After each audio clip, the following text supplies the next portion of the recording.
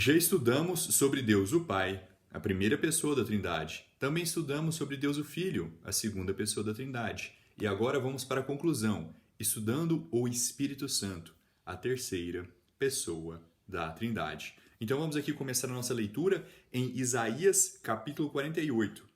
Eu diria que o Espírito Santo é provavelmente o mais negligenciado indivíduo da Trindade, a pessoa da Trindade mais negligenciada, quando as pessoas vão atacar a doutrina de Trindade ou dizer que Jesus não é Deus, é o ponto que eles muitas vezes ignoram o Espírito Santo, não mencionam ele, ou falam, não, ele é o Espírito de Deus, o Pai, então ele é literalmente único com Deus o Pai, então ele é que as pessoas mais facilmente descartam. Então, eu gostaria de fazer esse vídeo justamente para mostrar que há diferenças claras tanto entre o Espírito Santo e Deus o Pai, como também como ao Espírito Santo e ao Filho. O Espírito Santo é a sua própria pessoa, ele tem sua própria personalidade, ele não é o Pai nem o Filho. Então vamos aqui para Isaías, capítulo 48, versículo 16. Aproximai-vos de mim, ouvi-vos isto. Eu não tenho falado em oculto desde o princípio, desde o tempo em que isto era, lá estou eu. E agora o Senhor Deus e seu Espírito, então o Senhor Deus e seu Espírito me têm enviado. Então o Espírito Santo, ele é sua própria pessoa. Ele é Deus também, assim como o Pai e o Filho, porém ele é sua própria pessoa. Vamos para Gênesis capítulo 1, indo aqui para o versículo 2. E a terra era sem forma e vazia, e havia trevas sobre a face do abismo, e o Espírito de Deus se movia sobre a face das águas. O Espírito Santo, ele sempre existiu, assim como o Filho e assim como o Pai. Ele sempre foi existente. E aí ficou a pergunta, a gente viu por que o Pai é chamado de Pai e o Filho é chamado de Filho. Mas por que o Espírito Santo é chamado de Espírito? Vamos para João. João, capítulo 4. Onde a gente vai ter aqui uma explicação sobre a natureza de Deus. A gente sabe que Jesus, Deus o Filho, a palavra se fez carne. Porém, a gente não vê a Bíblia falando mesmo de Deus o Pai, nem de Deus o Espírito Santo. Em fato, se a gente for para João, no capítulo 4, a gente vai aprender que Deus é um Espírito. Ok? Então, João, capítulo 4, indo aqui para o versículo, João capítulo 4, versículo 24. Deus é um espírito e os que o adoram devem adorá-lo em espírito e em verdade. O que quer dizer que Deus é um espírito? Isso quer dizer que ele não é de carne como nós, ele não é tangível igual nós somos. Por exemplo, nós que somos corporais, a gente está sujeito às leis da física. Eu consigo atravessar uma parede? Eu consigo bater as costas aqui e chegar do outro lado? Não. Então, eu estou sujeito às leis da física. Eu consigo pegar e atravessar um rio sem o rio me empurrar, se for um rio com correntezas muito fortes. Eu estou sujeito a forças de gravidade. Eu estou sujeito a forças materiais. Então, o espírito, ele é intangível. Ele não fica preso em uma sala. Você fechou a porta, o espírito não consegue mais sair. E não somente isso também, mas o espírito, ele não é normalmente visível aos olhos. Isso não quer dizer que ele é sem forma. A gente viu que Jesus Cristo é a imagem do Deus invisível. Não somente isso também, mas que Jesus é a imagem expressa da pessoa do Pai.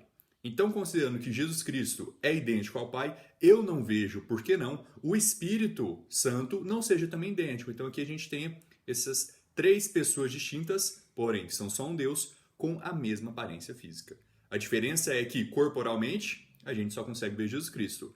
E nenhum homem pode ver ao Pai e viver. Mas em nenhum momento é especificado que as pessoas viram o Espírito Santo. Somente quando a gente vai para Mateus capítulo 3, onde o Espírito Santo desceu como pomba, não em formato de pomba, mas como um pomba. É mais nesses momentos assim que a gente vê o Espírito Santo aparecendo. Mas não fica claro se foi somente Jesus Cristo que ouviu ou se os apóstolos, todo mundo que estava lá, presenciou também. Enfim, Deus é um Espírito. Isso quer dizer que ele é intangível e também que ele não pode ser visto normalmente, ok? Normalmente. Não quer dizer que é como se ele não tivesse forma. Ele tem sim um formato. Jesus Cristo é a imagem do Deus invisível. Então, aí a gente vê que intangível e essa questão de espírito está muito associado com ser invisível aos olhos normalmente. Vamos agora para 1 Coríntios capítulo 3. Capítulo 6. 1 Coríntios capítulo 6. Qual é outro aspecto que separa o Espírito Santo de Deus o Pai e Deus o Filho? O fator que mais diferencia também, comparando com as outras pessoas da Trindade, seria que o Espírito Santo ele habita dentro de nós.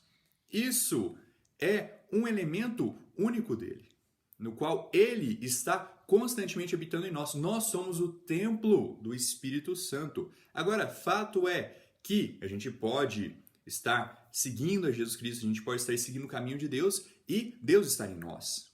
Mas é o Espírito Santo que é feito mais essa diferenciação dele estar constantemente dentro de nós. 1 Coríntios capítulo 6, versículo 19. Ou não sabeis que o vosso corpo é o templo do Espírito Santo, que está em vós, proveniente de Deus, e não sois de vós mesmos. Então o Espírito Santo ele é proveniente de Deus, ele é proveniente de Deus o Pai.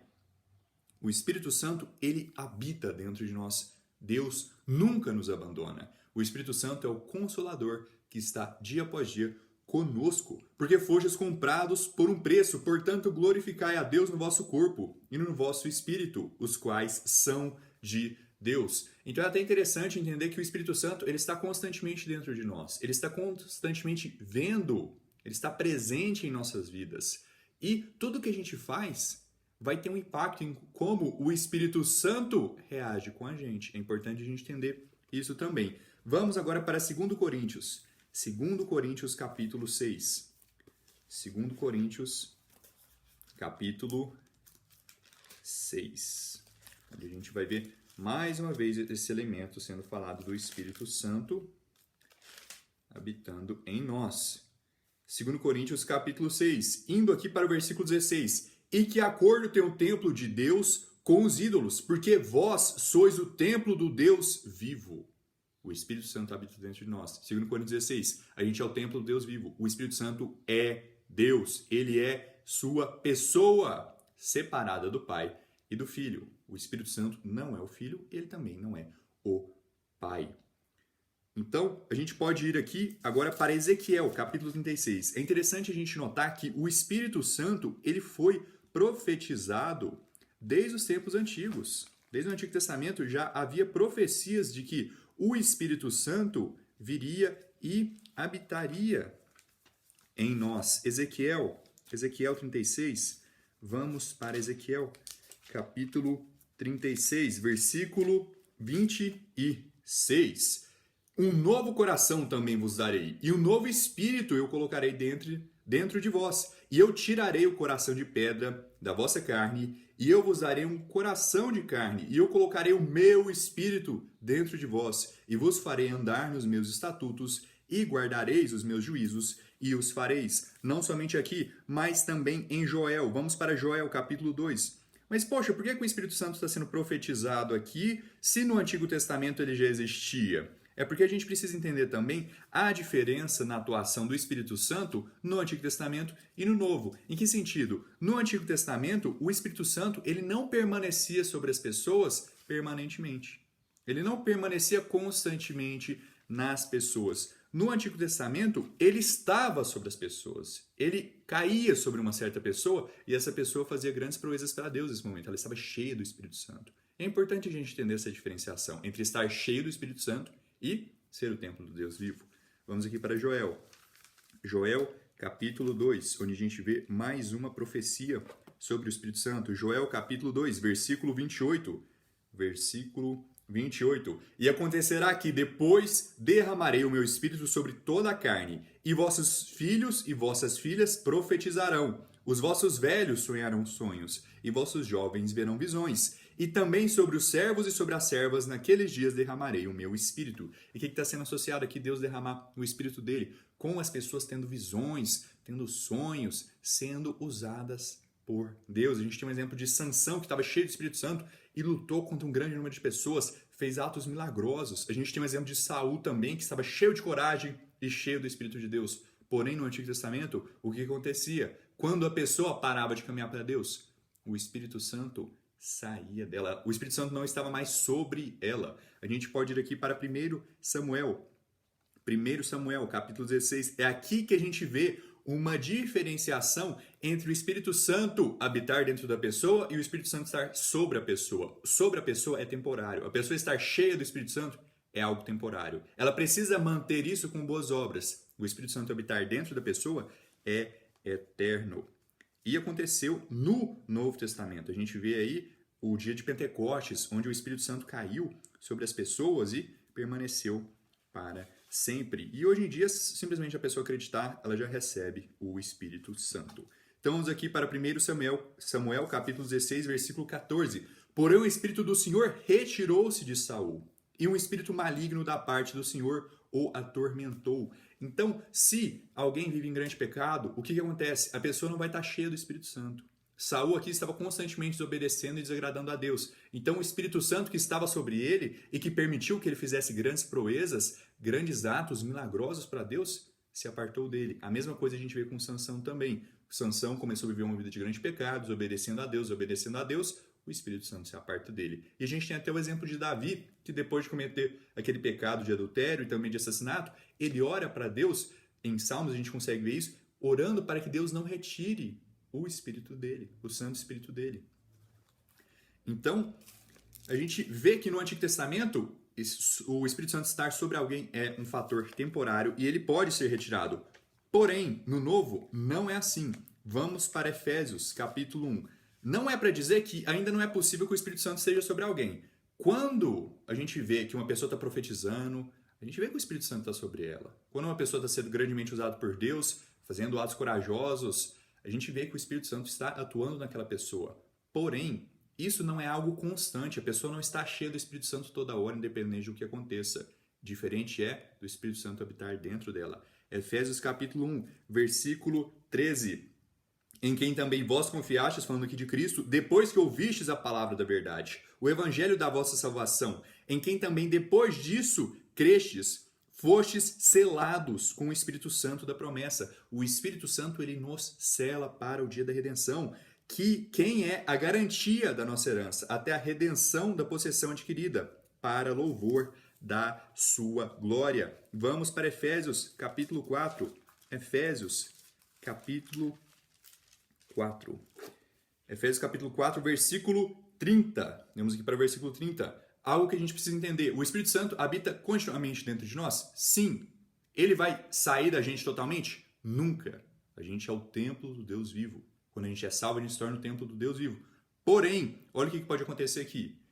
Versículo 30. E não entristeçais o Espírito Santo de Deus, no qual estáis selados para o dia da redenção. Toda amargura, e ira, e cólera, e tumulto, e blasfêmias, e toda malícia seja tirada de entre vós. Quando a gente peca, é como se o Espírito Santo estivesse vendo de camarote tudo que a gente está fazendo, todos os pecados e desobediências que a gente está fazendo.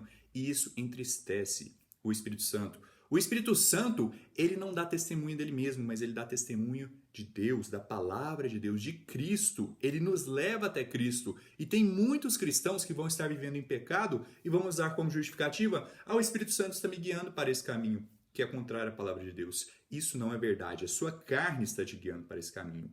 O Espírito Santo, ele não dá testemunho dele mesmo, mas da palavra de Deus. Ele nos leva à verdade e a palavra de Deus é pura. Então, como saber se uma pessoa está sendo guiada pela carne ou pelo Espírito? Ela está fazendo coisas que entristecem ao Espírito? Ela está vivendo pecados? Ou ela está servindo a Deus? É aí que a gente vê essa diferença.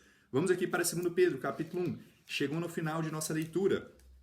A gente tem outra questão muito interessante também, que é a Bíblia. Poxa, como que a Bíblia chegou até nós? Muitas pessoas vão falar: a Bíblia não é a palavra de Deus, não tem como saber porque Jesus Cristo nunca escreveu a Bíblia. E realmente, Jesus Cristo nunca escreveu alguma parte da Bíblia. Porém, olha o que a Bíblia diz em 2 Pedro, capítulo 1, versículo 20. Sabendo isto, primeiramente, que nenhuma profecia da Escritura é de particular interpretação, porque a profecia não veio no tempo antigo por vontade de homem algum, mas os homens santos de Deus falaram à medida que eram movidos pelo Espírito Santo. De fato, Jesus Cristo não escreveu, mas homens movidos pelo Espírito Santo profetizaram. Não somente isso, mas também movidos pelo Espírito Santo registraram. Deus utilizou essas pessoas para registrar, para guardar e preservar a palavra dele. Então, essa é a palavra pura de Deus. Isso não é a palavra de, Pedro, foi do coração de Pedro, somente Pedro que queria falar essas coisas aqui. Deus utilizou Pedro para registrar essas palavras. A mesma coisa vai para o livro de João, para o livro de Lucas, Salmos, Efésios, livros que a gente nem sabe quem os autores são. Por exemplo, Gênesis, e não importa quem foi o autor segundo a carne, quem foi o humano utilizado para escrever esse livro, para profetizar esse livro. Por exemplo, uma profecia sobre Jesus, ele será chamado de Nazareno. Isso foi dito, não foi escrito. E a gente não sabe quem disse isso, mas não é relevante. O que importa é que a palavra de Deus foi preservada por Deus. Homens movidos pelo Espírito Santo profetizaram. E a gente pode ir também para 1 Coríntios capítulo 12. Aqui que a gente vê a diferença entre alguém que é movido grandemente pelo Espírito e alguém que não é. Alguém que está cheio do Espírito Santo e alguém que não é. Assim como no Antigo Testamento, uma pessoa pode estar com o Espírito Santo sobre ela. Além do Espírito Santo habitar sobre ela, ela pode estar cheia do Espírito Santo, fazendo grandes proezas para Deus. Mas isso é por medida. Algumas pessoas é mais, outras pessoas são menos. Isso varia de acordo com o quê? De acordo com a obediência que a pessoa está tendo. De acordo com quanto que a pessoa está seguindo a palavra de Deus. Por que o Espírito Santo iria encher uma pessoa de grande poder quando ela está vivendo grandes pecados? A gente vê que é nesse momento com Saul e Sansão que o Espírito Santo sai da pessoa. Então, se a gente quer estar constantemente cheio do Espírito Santo, a gente precisa caminhar a caminhada que Deus nos ensina. A gente precisa ser discípulos de Cristo. 1 Coríntios capítulo 12, versículo 11. Um só e o mesmo Espírito opera essas coisas, falando aqui das manifestações que o Espírito pode nos dar, falando sobre os dons, o dom da palavra de sabedoria, o dom da palavra do conhecimento. Então, vamos continuar aqui. Um só e o Espírito opera estas coisas, dividindo a cada homem várias vezes como ele deseja, como o Espírito Santo deseja.